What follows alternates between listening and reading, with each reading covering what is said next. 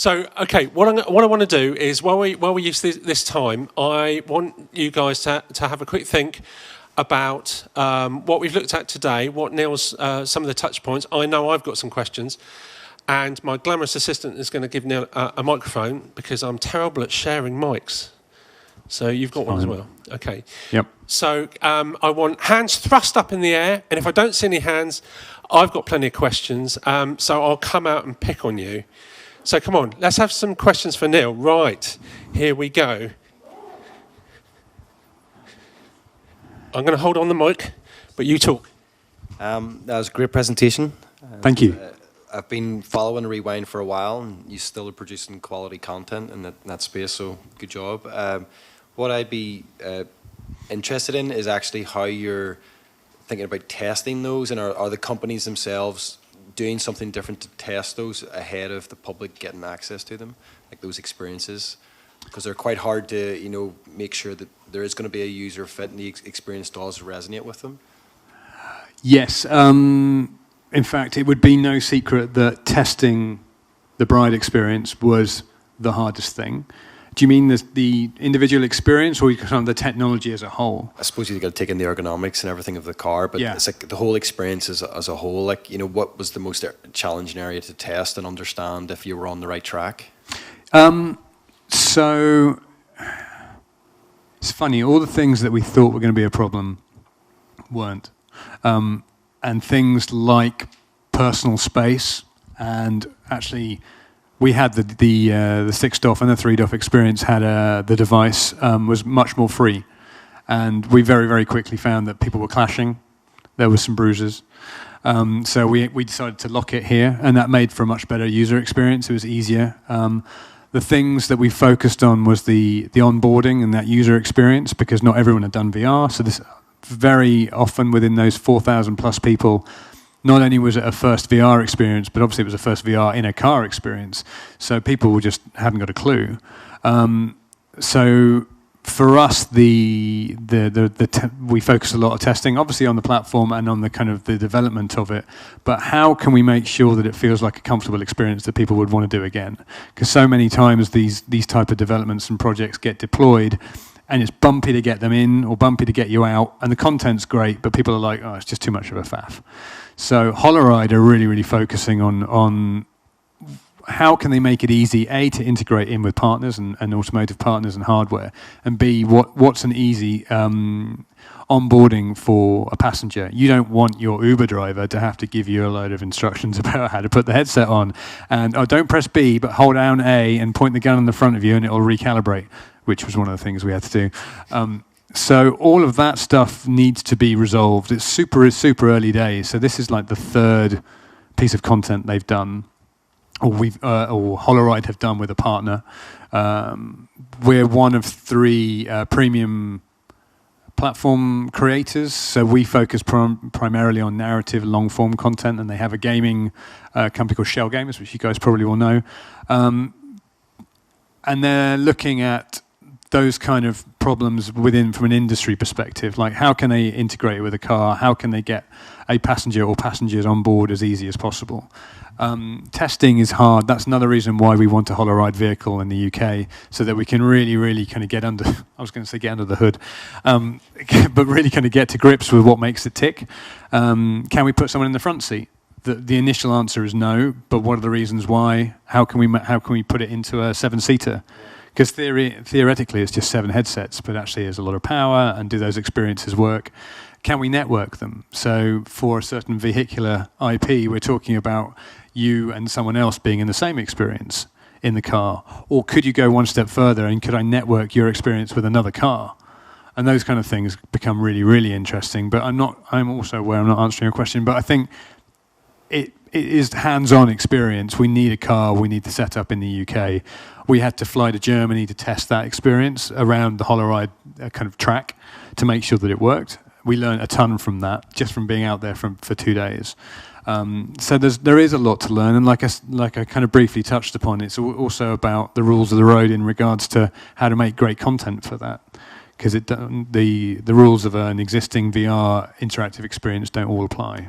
That's a very good point. What you've said about the fact that you need to understand about the experience from both the point of view of the passenger, the whole onboard, literally the onboarding process as well. You're touching on things about simulation experience, so like almost military simulators, aviation simulators, that kind of thing. And you've got the whole thing about the long form story that you've packed all in to one experience. Now, to me, that's a tall order that a big company needs to deal with.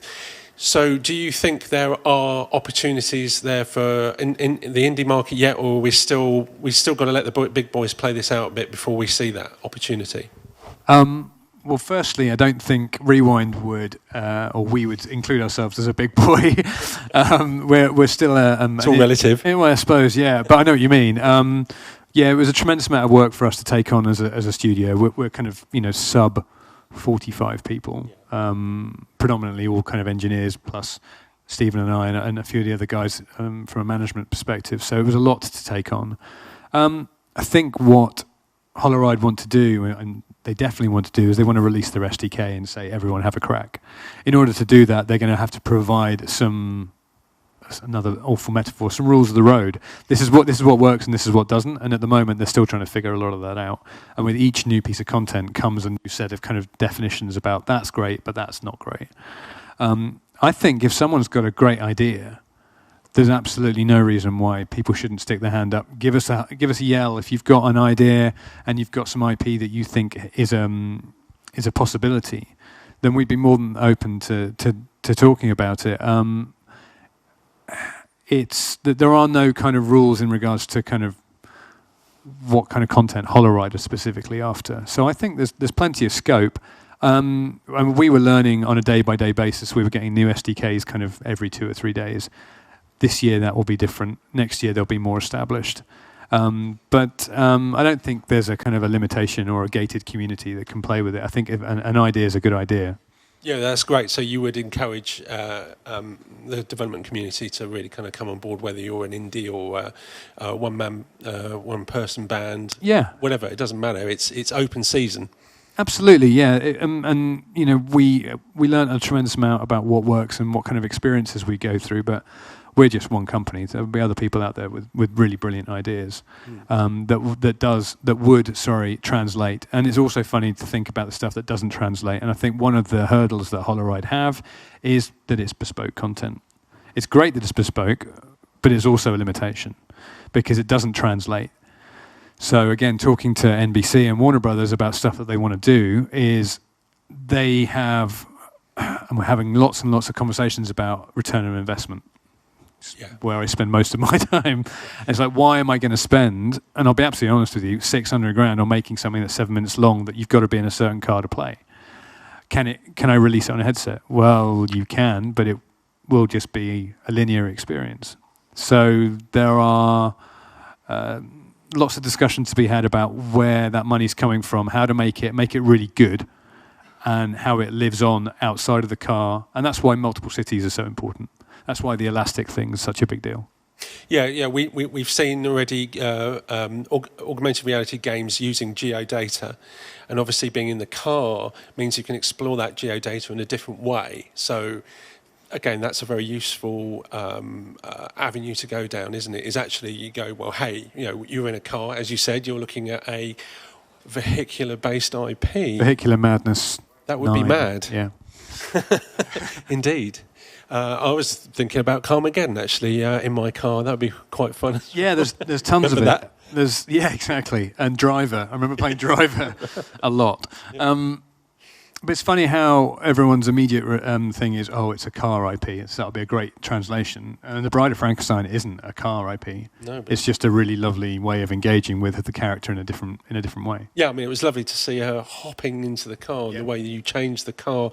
But there's a sense of familiarity for the passengers sitting in. So you're breaking the fourth wall and having the characters interact. It didn't feel like you were just sat like we're sat here going along on a railroad. It didn't have that theme park feel to it. It was really important for NBC and Universal Studios that it wasn't a on the rails roller coaster.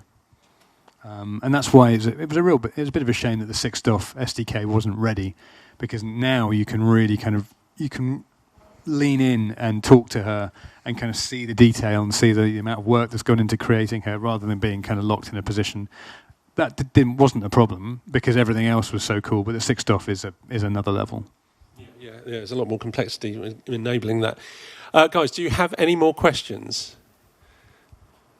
Chaps at the front, you're debating. It's not University Challenge.